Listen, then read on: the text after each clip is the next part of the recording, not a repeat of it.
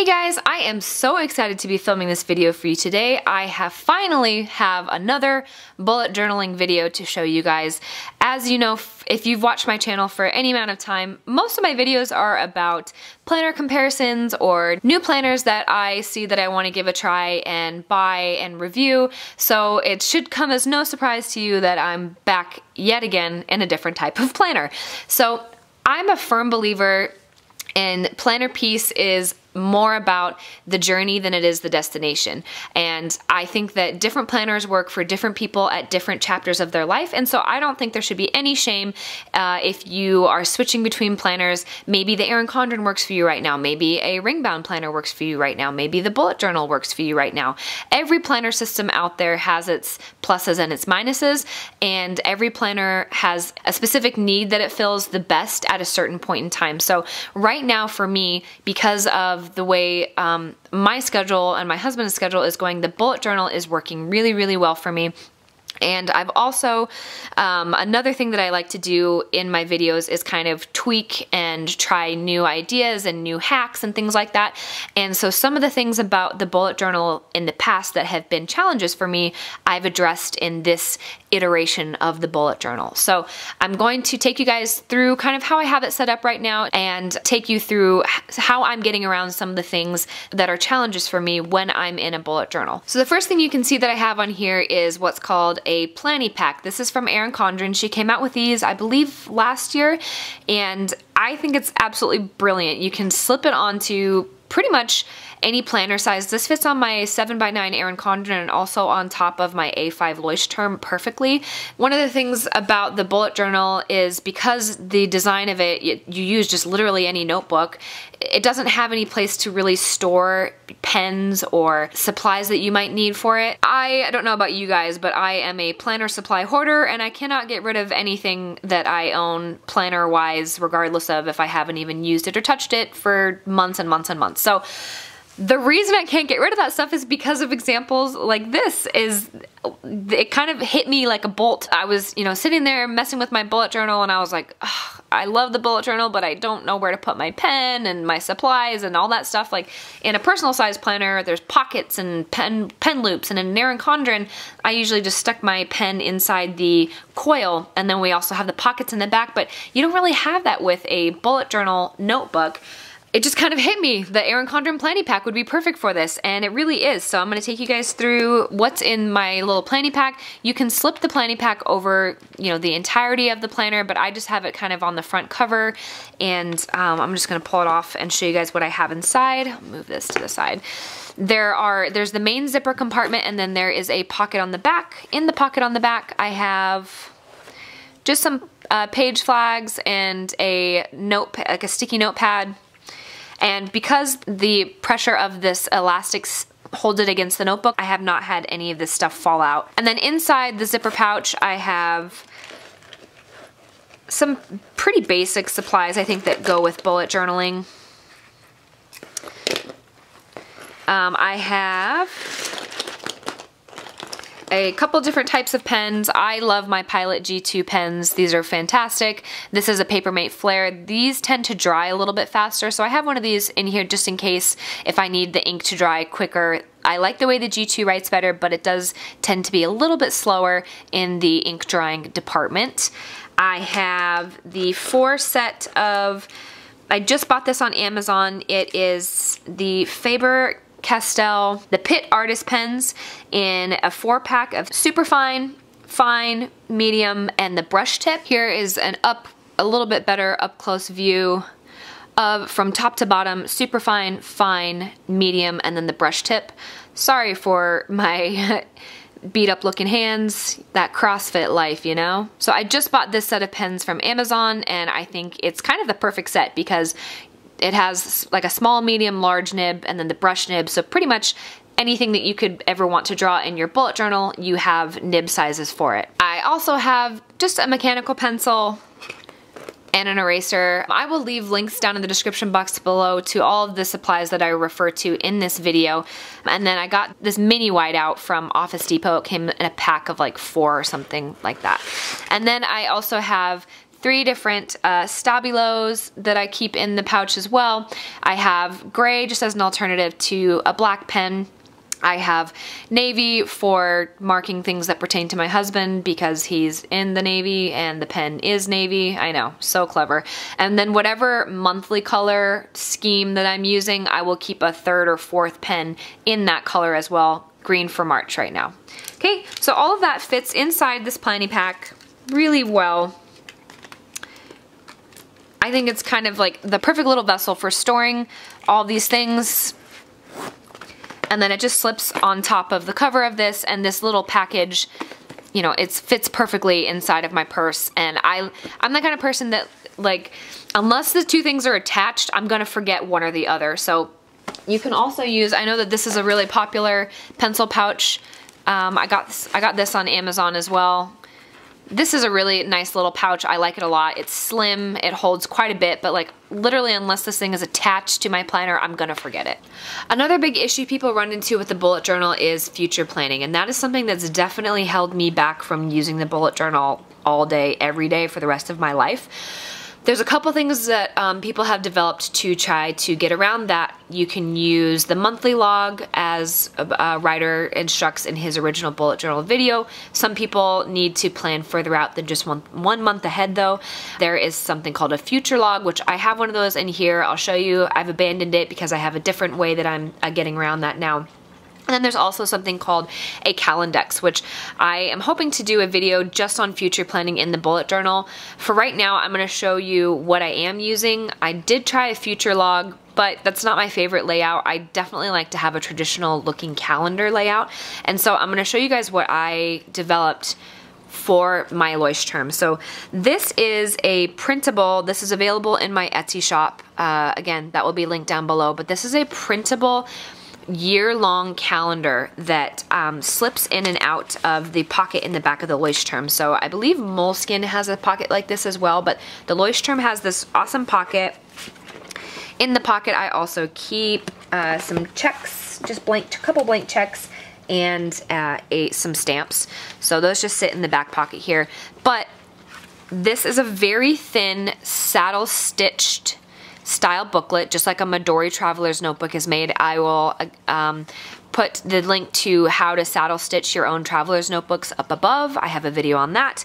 But this is really easy to create. So it's a printable in my Etsy shop. You know, you buy it, it comes as a download. When the instructions for all the proper sizing and all of that is in the Etsy listing. But it is a whole year long calendar in like a traditional monthly layout. I have just the Sunday start right now. I'm going to be finishing up the Monday start to put it in there. I loved in the Erin Condren planners the monthly color schemes. I love that she has all the holidays in there, and for the way that our life is right now, I definitely need something that I can plan months out in advance. You know, we're moving to Virginia in June. I knew about this in January, so there's things that I knew about that required 6 months worth of planning to get done. So I needed a way to plan for the future that also could come with me from notebook to notebook. So you can draw a traditional, you know, calendar layout however you'd like inside this planner, but for me that was a lot of time. It was very time consuming, it was tedious, not something I necessarily enjoyed. I'm not super creative or artistic.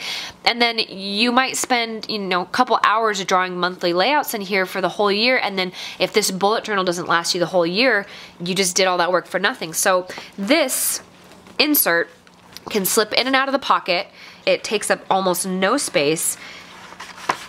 And it just slips in the back like this, and then when let's say you finish this bullet journal and it takes you only 6 or 8 months, slip this out, put it in your next bullet journal, and you're good to go. So you can barely even tell that it's in there. It doesn't cause me any problems when I'm writing over it, and I just thought that was kind of a good way to get around a future log, and also I didn't want to waste time creating a future log in here, you know, only to have to rewrite it in every notebook that I'm in for the rest of the year. So I'll take you through this real quick. I showed this on my Instagram the other day, but it just starts with January, And you can see that the boxes are generously sized. I have all the holidays in here. Right now, like I said, it's a Sunday start, working on a Monday start as well. And then I'm also going to have blanks of these calendars in my Etsy shop as well, so it's just going to be a blank Sunday start and a blank Monday start so that you can just print them off as needed if you want to have it that way. You could technically cut these out and maybe tape or glue them into your bullet journal, or you can just print a year's worth and bind your own. You can print them in black and white so that you don't have the color schemes. I like the color schemes, but here's January, here's February, here's March. And then the other thing that I ran into with my future log is I needed a way to write my future appointments, but I also needed occasionally a way to write my future tasks. So I will show you, there's a couple ways I'm playing around with that right now. I haven't quite decided yet what I'm going to do, but for example, I'm having surgery on Friday. I was in a car accident last year and I'm having issues with my shoulder, and so we're taking care of that on Friday. The day before and the day of surgery, I have to use this like special chlorhexidine wash all over my body, and it helps to like keep the risk of infection down. So on the 15th, I have to use it, and then again on the 16th I have to use it. Now theoretically you could just write it in this little box right here. I'm kind of a weirdo and I always am worried that I'm going to run out of space in these, so I'm using my notes column as a way to remind myself, because I reference this calendar every single week. When I'm setting up my weekly view, I reference this calendar every single week. So I'll pull this out, I'll draw my weekly view, and this has any reminder or appointment I have this week, a duty day, chiropractic, something that I'm doing at the gym, and then my surgery. And then over here, I'm using kind of this little section of the notes column for tasks that pertain to this week. So on the 15th, I have to do the Chlorhex wash. On the 16th, I have to do it again. So if this is enough space for you to put a future task in here, that's great. You could also put it in the calendar right here. You can also do what I did. This was another test. I'm not sure, like I said, I'm still testing a couple things out. Instead of using the monthly view that Ryder uses for actual appointments, you can use this for any date specific tasks. So for the most part, all of my appointments go into that little calendar in the back. I could use this as a future task list or for a date specific task. I don't know how I feel about having two different places for that though, so I don't want to have to look at my back calendar and then look here for tasks. So I think I'm going to just stick with writing any future date specific tasks in the notes right here, or even theoretically on the day that it comes. So that's kind of how I'm handling the future stuff right now. Here's March, here's April, May, June, July,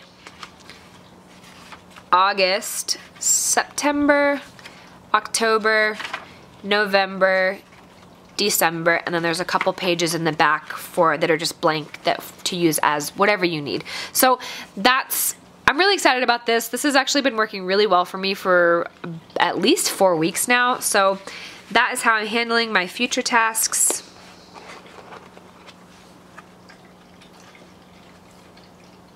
So that could just be slipped in the back pocket and moved to any future bullet journals that I might use. And let's be honest, I'm gonna have to finish this one first, which would be a feat in and of itself. So we'll see. Right now, I'm on track for finishing this bullet journal. It seems to be going pretty well. So I technically started this bullet journal in October of last year, and I was using it in conjunction with my Erin Condren, but then I found that the Erin Condren had so much space, and I really enjoyed having a daily task list in the way that I will show you how I'm having it written out, that it was just a little bit redundant to have the Erin Condren planner and the bullet journal in addition to it. I also really like having things in one place. I don't like having my planner here and my bullet journal here and my notes over there. I like having just one thing that it streamlines things for me, and I know when I grab the one thing, I have everything that I need, because there's nothing worse than thinking you grabbed everything that you need and not having it with you.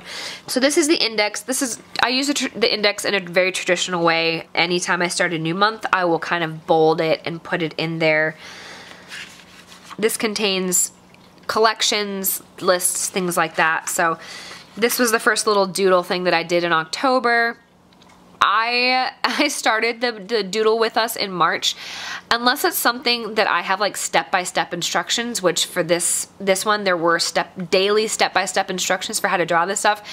I don't really participate in those because I'm a terrible sketcher, and unless somebody is literally holding my hand and telling me how to do it, I'm not going to participate in it. I've definitely fallen off the wagon for March. So you have a task list here, projects. These are all just my collections. And if you guys know anything about a bullet journal, you know what a collection is, notes, things like that, brain dumps. But I got away from it, using this kind of at the end of the year, and I wasn't really sure what I wanted to do. I knew that I wanted to come back to the bullet journal, but I wasn't exactly sure how I wanted to do it. So I knew that I wanted to have a goals list. I really liked this from the Inkwell Press Planner.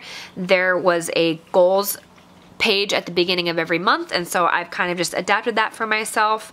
Health, home, financial, personal, social, those have changed a couple times.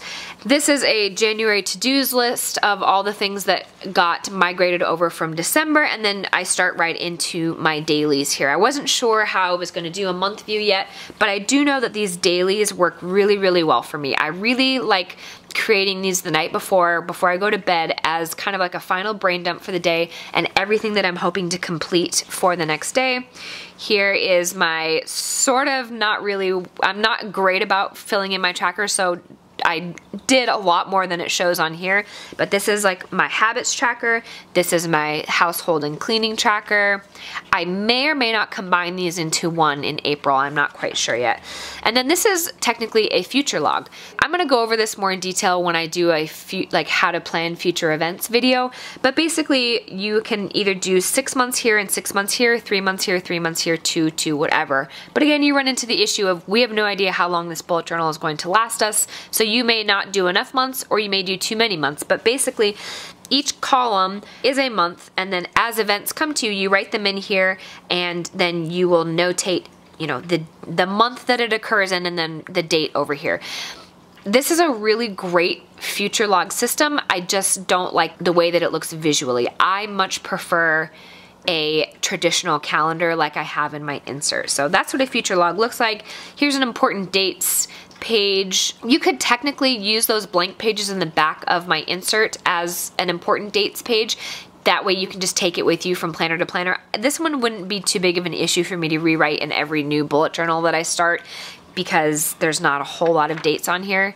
And then this was before I created that insert, I wanted to write all the holidays that I had in here. This is when I was planning on just doing like a handwritten monthly view, but I put all of these holidays into my insert, my monthly insert, so I don't need that anymore. Then this is kind of where I really started getting into the swing of things. This, I again have my dailies here, and this weekly view is really what's making the bullet journal work really well for me. As far as appointments go, I have almost none right now. I have, you know, I like to mark my husband's duty days. I like to mark, you know, when I go to what time I might want to go to the gym. And I've been having quite a few doctor's appointments lately because of my car accident and my upcoming surgery. So for the most part, you know, I only need, let's see, 1, 2, 3, 4, 5 lines per day to mark my appointments down. And then the dailies are really where I get into the nitty-gritty of what I want to accomplish every day. So 1 or 2 weeks in advance, I have been creating this layout right here, where it's just a Monday through Sunday. I don't know why I like my week view to start on a Monday and my month view to start on a Sunday. I completely blame Erin Condren for that, because that's how her planners are. But I like to have my week view and then a week task list. So the weekly task list is for things that I want to accomplish this week, but don't necessarily have a date specific time attached to them. So it doesn't have to happen specifically on Monday, or it doesn't have to happen specifically on Thursday. Just at some point during the week, I want to work on this set of things.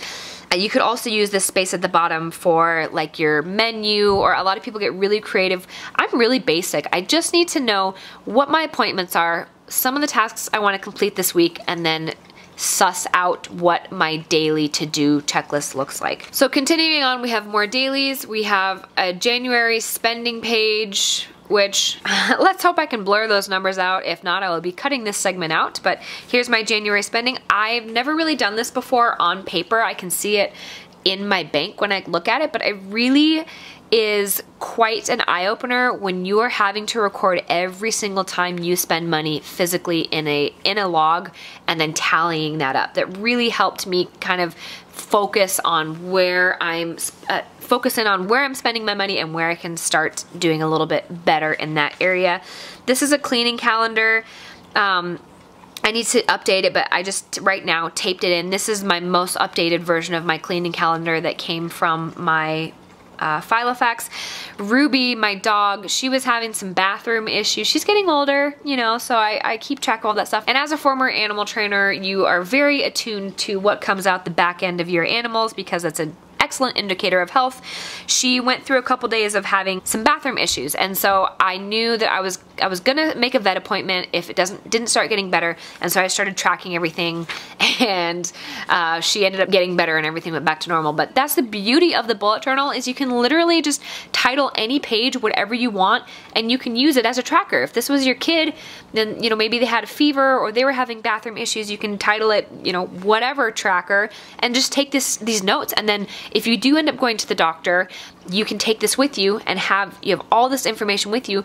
Or in the future, if you have a similar issue come up, you can always refer back to this and see, all right, well, we started this issue on the 20th, it resolved itself by the 24th, I don't need to freak out and go to the doctor yet. So I just really love this system. I think it's so useful.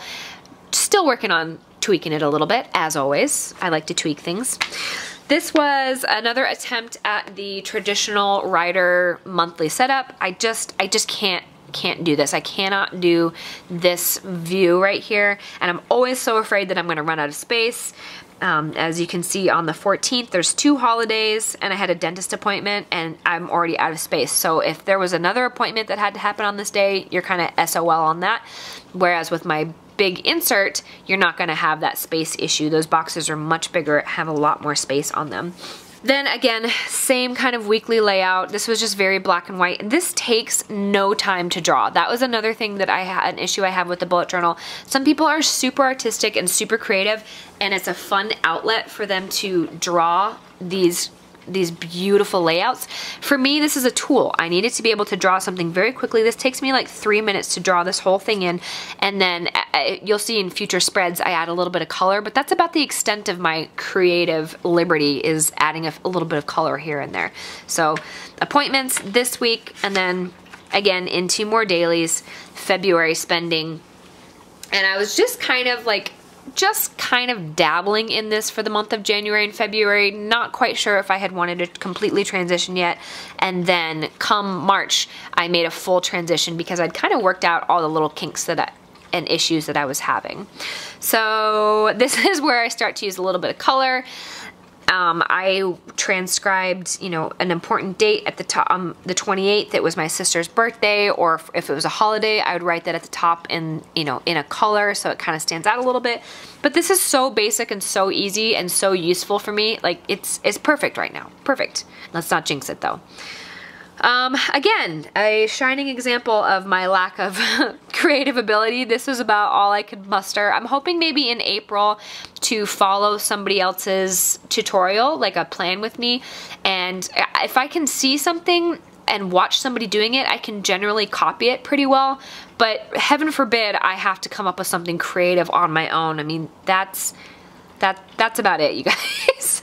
And even this was stressful for me, and it took me, this stayed blank probably for the first 5 to 7 days of March, because I was just like, I don't know how to do that. But I do like having like a little cover page to separate it from the rest of the other months. Here is that traditional writer calendar, but I was thinking about using it for tasks. Probably not going to end up using it for tasks. Again, the beauty of the bullet journal is you can try things, and if you like it, take it into the next month with you. If you don't like it, don't do it again. I think it's seriously one of the most genius systems out there. Again, the bullet journal is perfect for people like me who can't settle on one system. They want to constantly tweak and change and make it better. So I did carry over the March to-dos list, so anything that didn't get completed from the previous month gets collected and moved over into my March to-dos, and then any tasks that come to me during the weeks in the future, if I'm not gonna migrate it forward to the following week, but I just know that I need to work on it sometime in the month of March, I will put it in this March to-do list. And then at the end of every month, I reevaluate what's in this list. Is it something that I need to do right away? If it is, I will assign it to a specific date. Is it something that I will get to when I get to? If that's the case, I continue to migrate it through the month. And then after a couple of months, you can kind of see the pattern, like I'm ignoring this task, I should just get rid of it, or I just need to do it. Then I have my March goals here: health, home, financial, personal, work. I changed this to work because I've been focusing a lot more on my Etsy shop and my YouTube channel, and I wanted to have some goals specifically for that. My March spending, and then my March habit trackers. Again, I'm not great about filling these out. They should be a lot more filled out than they are because I'm actually doing this stuff. I'm not sure if I'm going to combine this with this. You guys are gonna laugh, but one thing that seriously, legitimately gives me anxiety is running out of space. I don't like running out of space for things, so I like spreading things out a little bit more and making sure that I'd rather have too much space than not enough space. This is a notes page for, I'm doing a rough and tumble bag update, and so I started some notes for what I want to touch on in that video. Here's my dailies, more dailies, the upcoming week. This is my failed flower doodle with us. This is so hard for me, you guys. Like, it's like I have to decide whether or not this is actually fun for me. It stresses me out because I'm not any good at drawing. My sister got all of the artistic talent. Apparently, I got the list making talent. I read The Life-Changing Magic of Tidying Up, the KonMari method, a couple months ago, and I've been really big on trying to make sure that things spark joy in my life, and stressing out about drawing something every single day is not really sparking joy. I might do it again in October because I love Halloween doodles and things like that, but this is not so much sparking me joy, so I don't necessarily think that I will continue this month or in the next months. More dailies, more upcoming. This is actually the current week right now, and then probably sometime near the end of the week, I will set my following week up, probably sooner rather than later, since I'm having my surgery on Friday and I'm going to be in no state of mind probably on Saturday or Sunday to draw anything. So I will probably set up the following week or two back to back, probably right here and right here, or right here and right here, and get that all ready for myself. So I'm gonna be doing a whole lot of laying around and not doing anything. So that's kind of where I'm at with my bullet journal right now. This system is working really, really well for what I need it to do for right now. I don't have necessarily a lot of time-specific things that I need to keep track of. I have quite a few doctor's appointments going on right now, but that's what I'm using my monthly calendar for. So having like a traditional layout or a traditional spread is not something I necessarily need right now. I'm more focused on, you know, an occasional appointment throughout the week, and then tasks that I need to work on during the day, getting the dishes done, making sure the laundry's done, getting stuff packed up for us to move. So I'm trying to use this system to break down the overwhelming feeling I'm having about moving across the country into smaller, more manageable pieces, and having a bullet journal where I can just flip open a brand new page and say, hey, here is a task list I need for our moving. Here is a list of all the things that I want to pack specifically in the car with us. We're going to be doing some sightseeing as we move across the country. Here is a list of the national parks that we want to see. So having that flexibility, sometimes I think with the bullet journal, it being so flexible, it can be a little bit intimidating because it's like, this is a blank notebook, I don't even know where to start. But that flexibility can also work to your advantage if you're at a point in your life where lists and checklists and collections are what you need to keep yourself organized. So I hope that was helpful. I'm hoping to stay in this system for a while. It seems to be working for me right now. You know, I mean, it's easier said than done, but I'm hoping to kind of do some monthly check-ins and maybe even like an April bullet journal setup so I can show you guys exactly what I do. I'll probably even do it in real time so you guys can see how quickly it is for me to just set up my April and maybe a couple of my weeklies, because I think that's what's working the best for me right now, is that I've kind of pulled back. I've made this really simplistic. I've made it in a way that works for me, and it's not something that's taking up a ton of my time. So thank you guys for watching. If you guys have any comments or questions, leave them down below for me. I am trying really hard to make sure I answer all questions and comments right away. I love to hear from you guys. I love interacting with you guys, and I hope this video was helpful. If you like this video, give it a thumbs up. If you want to see more videos from me like this, make sure you subscribe. And as always, thanks for watching, and I will talk to you guys later. Bye.